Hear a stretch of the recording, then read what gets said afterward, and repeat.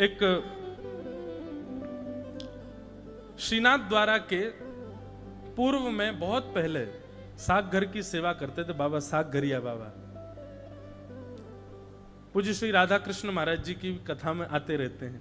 दास की कथा में भी कई बार महाराज जी का आगमन हुआ। उनके कई भाव में सुनाता हूं। उनका एक प्रत्यक्ष देखा हुआ भाव है मेरा। उनकी आयु महाराज जी अभी 100 में 1 या 2 साल कम है, बस 99 के आसपास ही होंगे, और अगर गलत बोल रहा हूं तो क्षमा। 90 से तो ऊपर ही हैं और 90-100 के बीच में ही है। उनकी महाराज जी विशेषता ये बाबा की पुष्टि मार्गीय वैष्णव हैं, साग घर की सेवा करते थे आज से 60-70 साल पहले नाथ द्वारा में, श्रीनाथ जी के मंदिर में।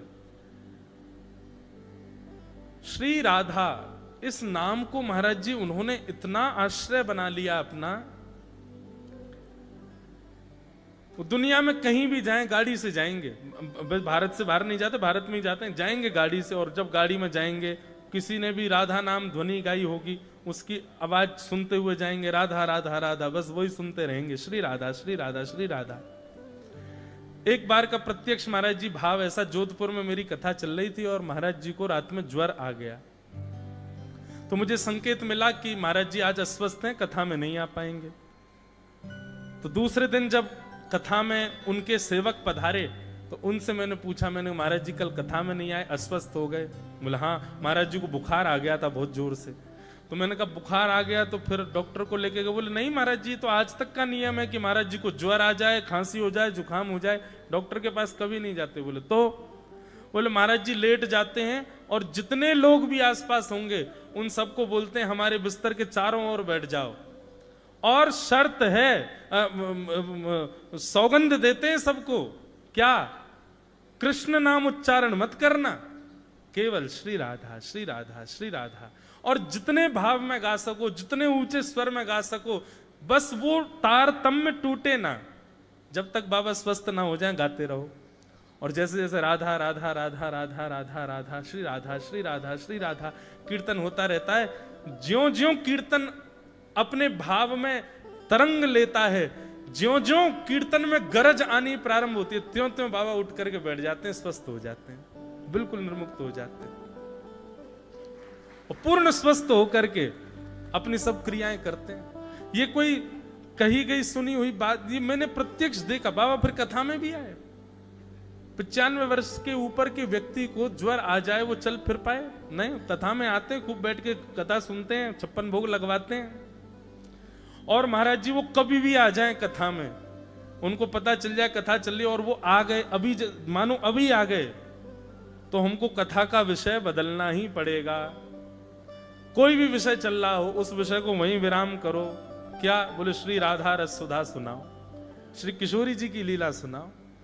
अगर 5 मिनट तक बाबा बैठे रहे और आपने किशोरी जी की लीला नहीं सुनाई तो बाबा चले जाएंगे उठ के। उनको श्री जी का ही यश सुनना है। ऐसे नाम के आश्रय में रहते हैं। उनका नियम है, कोई उनको लिफाफा देता है तो लिफाफा देने वाले से बोलते हैं कितना है इसमें? वो सामने वाला बोले नहीं नहीं बाबा आपकी सेवा में। बोले वो तो ठीक है, या में है कितना जे बता। बाबा 1100 रुपया है। अच्छा चल बैठ जा, अब 1100 गिनती करके नाम जप कर, 1100 बार राधा राधा राधा राधा बोल। और जब तक उसके 1100 नहीं हो जाएंगे बाबा बैठे ही रहेंगे। कितनी भाई 500 है गई, मैं तो जल्दी कर 1100 पूरी कर अपनी पूरी। और जैसे ही 1100 पूरी हो जाएगी तो फिर वो पहले तो लिफाफा जेब में रख लेंगे और फिर कहेंगे 1100 नाम कर। और जब 1100 हो जाएगी फिर लिफाफा देंगे, किसी गौशाला में दिया है, किसी गैया के लिए भूसा की व्यवस्था करवाई हो, कोई गरीब कन्या को ब्याह करवा दियो, ले मेरी दक्षिणा तो तेने मुंह को दे दी, मुंह को जो चाहिए वो तेने दे दियो, और जे ना चाहिए एक कोई गौशाला में दे दियो। एक बार महाराज जी एक भक्त फंस गया, उसने 11,000 का लिफाफा चढ़ाया। बाबा बोले कितनो है जामे? हैं बाबा सब आपकी सेवा के लिए। बोले हैं मत कर, बता कितनो है? बोले बाबा 11,000 है। आसपास के सब लोग हंसने लगे। बोले हंस क्यों रहे हो? बोले बाबा बताएंगे। बोले हाँ भाई बैठ जा। और अखंड और जपना है, जब तक 11,000 पूरे नहीं होंगे उठ नहीं सकता है वो। इसलिए एक दो सेवक तो बेचारे पहले तो ही बाहर, कोई तो कहते कोई 1,00,000 1,50,000 देवे आ रहा हो तो पहले भाई संभल के जाइयो भीतर। ऐसे नहीं, बड़े सहज सरल प्रत्यक्ष दर्शन किया है दास ने, नाम आश्रित। बंधुओं, नाम उच्चारण कैसे करना चाहिए? केवल श्री राधा श्री राधा श्री राधा श्री राधा बोलने मात्र से काम नहीं बनेगा। जैसे श्री राधा कहो, तप्त कांचन गौरांगी श्री राधे वृंदावनेश्वरी आपके चित्त में तुरंत प्रकट हो जाएं। उनके सुंदर रूप का कोई भाव आपको दिखने लग जाए, किशोरी जी का हस्तकमल का दर्शन होने लग जाए, चरणार बिंदों का दर्शन होने लग जाए। अब मुख से तो बोले श्री राधा राधा राधा राधा, लेकिन केवल उसकी पूर्ति कर रहे हैं कि बस ये पूर्ण हो जाए, और मन में कुछ और भाव चल रहा है, तो ऐसे नाम जप का कोई भाव नहीं। जय जय राम कृष्ण हरि, जय जय राम कृष्ण हरि जप तो रहे, पर जब जब राम कृष्ण हरि कहो, राम कहते ही धनुर्धारी दिखने लगे, कृष्ण कहते ही वेणुधारी दिखने लगे, हरि कहते ही शंख चक्र गदा पद्मधारी दिखने लग जाएं, तीनों का नाम पूर्ण होते ही कमर पर हाथ धरे श्री पंडरीनाथ दिखने लग जाएं, तब आपका नाम गाना सार्थक। ऐसे ही नाम गाना चाहिए। दिगंबरा दिगंबरा श्रीपाद वल्लभ दिगंबरा, ये केवल शब्द नहीं है, ये केवल कीर्तन नहीं है, ये जब गाना है उस समय आपके चित्त में दिगंबर ठाकुर जी का वह स्वरूप दिखना चाहिए। एक हाथ में माल लिए हैं, दूसरे हाथ में कमंडल लिए हैं, ठाकुर जी बांकी अदा से खड़े, हमारे दत्तात्रेय भगवान भी बांकी अदा से खड़े, थोड़े तिरछे से खड़े। इधर महादेव खड़े हैं, हाथ में त्रिशूल लेकर के खड़े हैं, दूसरी ओर श्री ब्रह्मा जी खड़े हैं। अवधूत भेष ठाकुर जी का, दिगंबरा दिगंबरा कहते ही आपके चित्त में वो प्रकट होना चाहिए स्वरूप, तब तो वो कहना सार्थक है, नहीं तो केवल वो शब्द मात्र रह जाएगा। ऐसा नहीं है कि शब्द कृपा नहीं करेगा, करेगा, पर ऐसे करेगा, कैसे करेगा? केवल शब्द बोलते हो, उस शब्द में उच्चरित होने वाले नाम का दर्शन नहीं करते चित्त में, तो ये तो वही बात है, आप दवाई लेते हो लेकिन परहेज नहीं करते। दवाई तो लेते हो लेकिन उसका परहेज नहीं करते, तो क्या होगा? कितनी भी दवाई ले लो, परहेज नहीं करोगे तो बीमारी ठीक नहीं होगी। हाँ ये है, पहले 100% बीमार थे तो परहेज नहीं करोगे, दवाई रोज लोगे तो अब 70% रह जाओगे, लेकिन बीमार फिर भी रहोगे। नाम उच्चारण कैसे होना चाहिए? नाम कहा जाए, चित्त में तुरंत वो छवि प्रकट हो जाए। जैसे ही माधव कहा जाए, माधव का मतलब क्या है? ठाकुर जी गैया चराने के लिए जाते हैं, और गैया चराते चराते कई बार ठाकुर जी खूब जोर से दौड़ते हैं, सारे ग्वाला पीछे रह जाते हैं। ठाकुर जी की दौड़ थोड़ी तेज है, अब लाला तो निकल के आगे भाग गए हो, बाकी के सबरे पीछे रह गए, तो सबरे बालक हाँफते हाँफते थक गए, थकते भय कह रहे हैं, कान्हा माधव मत दौड़ो मत दौड़ो, अब मत दौड़े लाला, हम पे दौड़ो ना जा रहो, माधव माधव माधव। वैसे तो माधाव माधाव संस्कृत में कह रहे हैं, मत दौड़ लाला, हम थक गए, हम हार गए, हमारी हांफी चल रही है, अब रुक जा। वही ठाकुर जी का माधव कहते ही कैसे ठाकुर जी दिख रहे हैं? बोले कमर कस रखी है और जोर से ठाकुर जी दौड़ रहे हैं आगे की ओर, गैयान के बीच में ग्वारा सवरे पीछे दौड़ रहे हैं। माधव कहते ही छवि चित्त में आनी चाहिए। मधुसूदन, मधुसूदन ये शब्द जैसे ही आवे, आहा, जो कामदेव को भी अपने स्वरूप पर न्योछावर करवा लेते हैं, ऐसा ठाकुर जी का स्वरूप प्रकट हो जाए चित्त में। जैसे जैसे नाम उच्चरित हो तैसे तैसे छवि चित्त में प्रकट होने लग जाए, तब आपका नाम गाना सार्थक, और ऐसे ही नाम गाना चाहिए। आप कहेंगे महाराज जी ठाकुर जी का रूप नहीं दिख रहा, ठाकुर जी का कोई भाव नहीं दिख रहा, तो क्या करें? बंधुओं देखो, सबकी एक ही औषधि है, सत्संग सुनो, कथा सुनो। कई बार अब जिस आज बहुत हो रहा है, कथा कहते कहते मेरे नेत्र खुलते ही नहीं, बहुत देर तक पूरी कथा ही निकल जाएगी, आंखें नहीं खुलती, छवि ठाकुर जी की एक चित्त में बन जाती है, वही दिखती रहती है, फिर उसके अतिरिक्त किसी का दर्शन की भाव नहीं आता।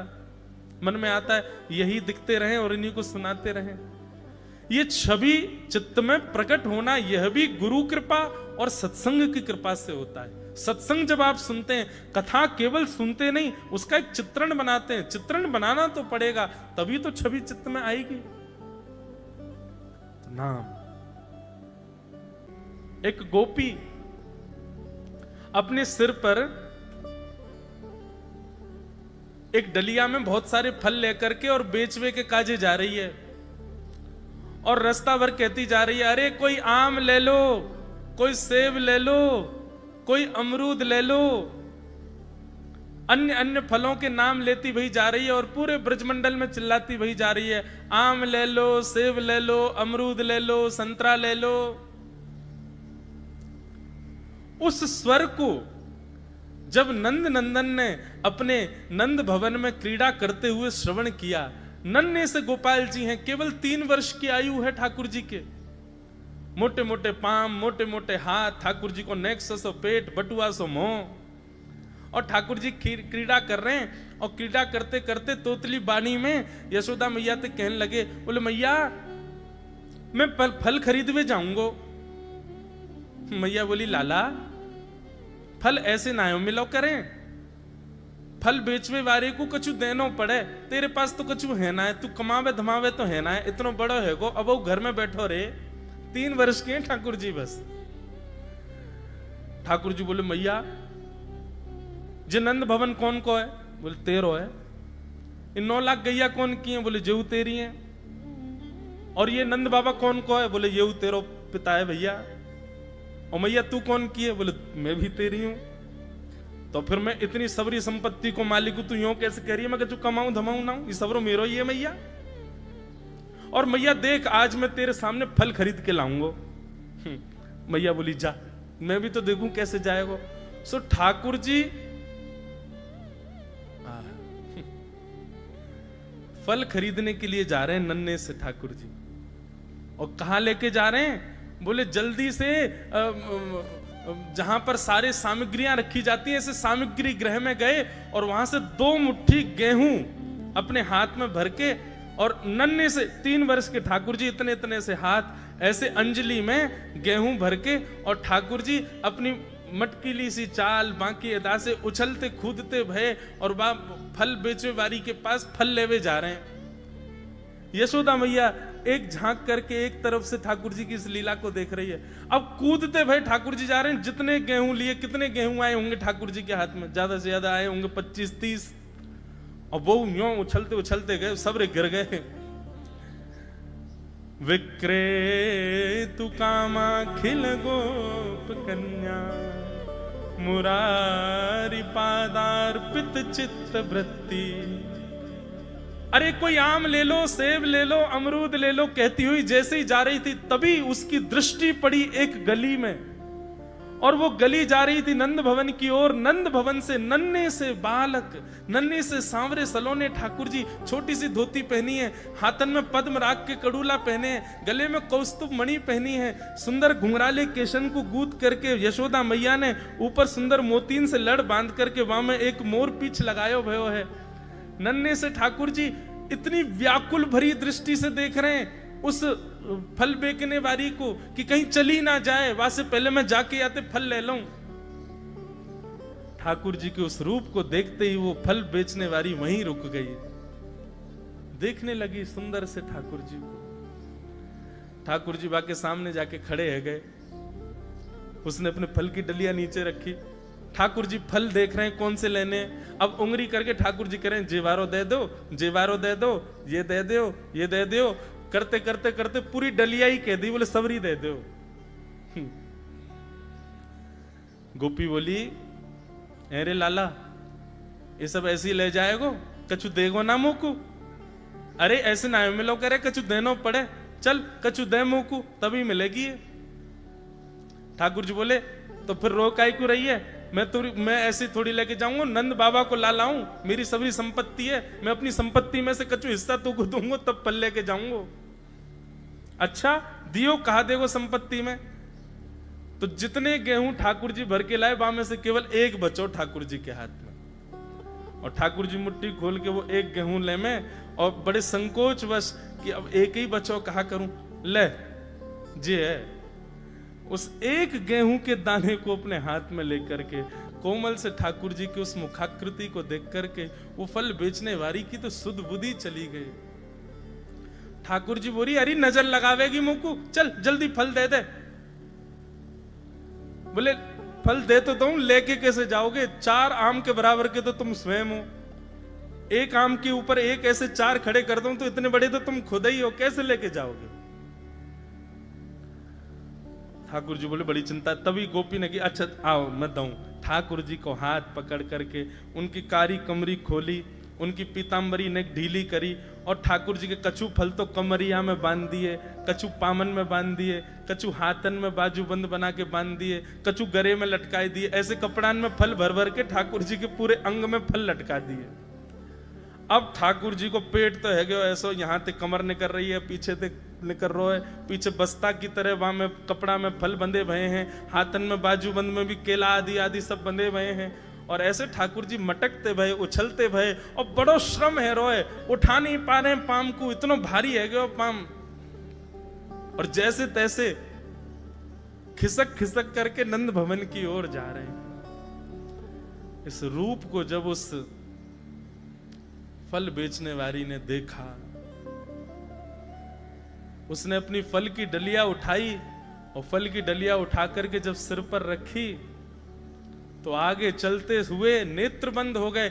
अब ये नहीं कह रही है आम ले लो, अमरूद ले लो, संतरा ले लो, अब तो बस यही कहती जा रही है गोपाल ले लो, कृष्ण ले लो, माधव ले लो, मधुसूदन ले लो, गोविंद ले लो, नंद जी को लाला ले लो, गिरधर लाल ले लो। अरे सब कह रहे हैं अरे कहाँ बेच रही है? बोले यदि मुंह पे मिल जाए तो मैं तो बाकू कभी नहीं बेचूं, लेकिन कहा करूं वो चित्त में ऐसा बैठ गया है, अब मैं कोई और कार्य की रही नहीं हूं। या हमारे भैया यदि कोई में क्षमता हो तो मेरे चित्त ते वा गोविंद को ले जाओ। ये मेरे चित्त में या की झांकी ऐसी बैठ गई है, अब मैं कोई और कार्य की रह नहीं गई।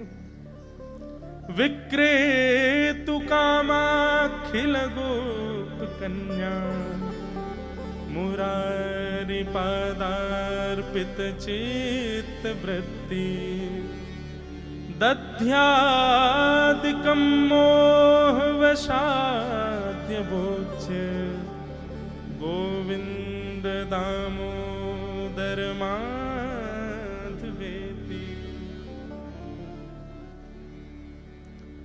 ऐसी स्थिति यदि पानी है जीवन में, ऐसे श्याम सुंदर के दर्शन करने हैं तो भागवत जी की शरणागति लो।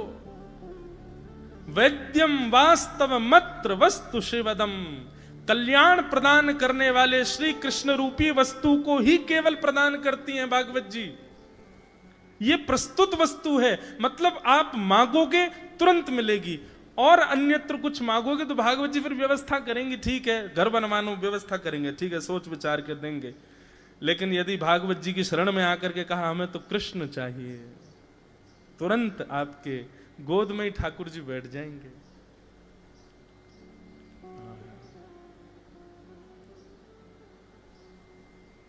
ऐसा सुंदर भाव। वैद्यम वास्तव मत्र वस्तु शिवदम। और श्रीमद् भागवत जी का प्रयोजन क्या है? विषय अधिकारी संबंध और अप्रयोजन। तो प्रयोजन क्या है? तापत्रयोन्मूलनम, 3 प्रकार के तापों का जो उन्मूलन करती है। आदि दैविक, आध्यात्मिक, आदि भौतिक, ये ताप है। बंधुओं मैं कथा में खूब अच्छे से इस बात को कहता हूं कि आप भक्ति पथ के पथिक हो गए हो, आध्यात्मिक पथ के पथिक हो गए हो, भगवत शरणागति आपने स्वीकार कर ली है, संतों के सानिध्य में आप आ गए हो, तो इसका मतलब यह नहीं है कि आपके जीवन में दुख नहीं आएंगे। त्र्यंबकेश्वर आते हो, दत्त धाम आते हो, गोदावरी जी में नित्य स्नान करते हो, गंगा जल के बने हुए प्रसाद का ही सेवन करते हो, नित्य तिलक लगाते हो, बहुत शुद्ध अवस्था में रहते हो, तो इसका मतलब यह नहीं है कि दुख नहीं आएंगे जीवन में। संसार का नाम है शास्त्रों में दुखालयम शाश्वतम। ये संसार दुखालय है। यहां हम दुख भोगने ही आए हैं और सबको भोगना पड़ेगा, चाहे वो सांसारिक व्यक्ति हो, चाहे वो आध्यात्मिक व्यक्ति हो। बस फर्क इतना है, सांसारिक व्यक्ति को जीवन में आने वाले कष्टों का अनुभव होता है, पीड़ा होती है, विचलनता होती है, परंतु आध्यात्मिक पथ के पथिक, भक्ति पथ के पथिक वैष्णव के जीवन में आने वाली पीड़ा तो आती है, दुख तो आता है, पर उसको विचलित नहीं करता, उसको भयभीत नहीं करता, उसको व्याकुल नहीं करता। दो वृक्ष होते हैं, एक सीधा खड़ा रहता है लंबे लंबे वृक्ष, और एक झुके झुके थोड़े छोटे हाइट के लेकिन झुके हुए वृक्ष। बस लंबा वृक्ष जो है, जो बहुत ऊंचाइयों तक जा रहा है, उसको सांसारिक व्यक्ति समझिए, और सामान्य स्तर का वृक्ष थोड़ा नीचे झुक रहा है, घना है, उसको भक्त वृक्ष समझिए। जब आंधी आती है तो वो सीधा वृक्ष जो लंबा खड़ा है टूट करके गिर जाता है, और वो छोटा जो झुका हुआ है, जिसके अंदर दीनता है, भगवत सत्संग करके दीन हो गया है, वो उस आंधी को सह लेता है। ठीक वैसे ही सांसारिक व्यक्ति जिसके जीवन में सत्संग नहीं होता, वो जीवन में आने वाली आंधियों को, जीवन में आने वाले आर्तों को सहन नहीं कर पाता, पर भक्त सहना सीख जाता है। यह भी एक सूत्र है, लिख लीजिएगा कहीं पर। भक्त मतलब जो सहना जानता हो, जो सहना सीख गया हो, वही भक्त है। गुरु कृपा बहुत बलवान होती है। अगर कृपा प्रतिफल नहीं दे रही है गुरु की, तो हमारे शिष्यत्व में कोई कमी है, गुरु के गुरुत्व में नहीं है। गुरु पर कभी संशय मत करो, और संशय एक बार भी हो गया है ना, तो बहुत ही भयानक अपराध है। एक बार को ठाकुर जी पे संशय हो जाए आपका, वो चलेगा, दिक्कत नहीं, पर गुरु के प्रति कभी संशय नहीं होना चाहिए। गुरु यदि, क्योंकि आजकल मिलावट का जमाना आ गया है, आजकल बहुत मिलावटें चल रही हैं सब जगह, तो गुरुजनों में भी मिलावटें आ रही हैं, फिर भी चाहे कितना भी हो रहा है, तब भी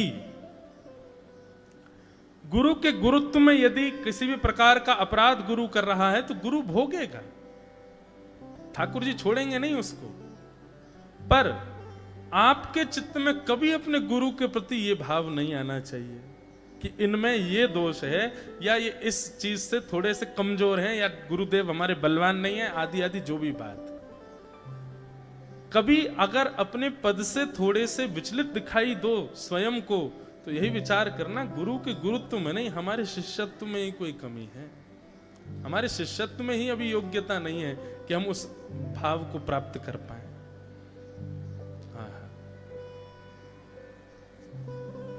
गुरु कोई शरीर नहीं है बंधु, गुरु कोई मानव नहीं है, गुरु हमारी तरह नहीं है। गुरु एक दिव्य चेतना है जो ठाकुर जी के द्वारा हमको प्राप्त हो गई है। बस उस दिव्य चेतना का नित्य अवलोकन करो, उनकी कही गई वाणी का पालन करना प्रारंभ कर दो। एक बात और कह दें बंधुओं, यदि आपके शिष्यत्व में बल होगा और गुरु की आज्ञा का आप बिना विचार के पालन करना प्रारंभ कर दोगे, तो फिर ठाकुर जी की जिम्मेवारी बन जाएगी कि आप जिस भाव का पालन कर रहे हो उसमें आपको सफलता प्राप्त हो।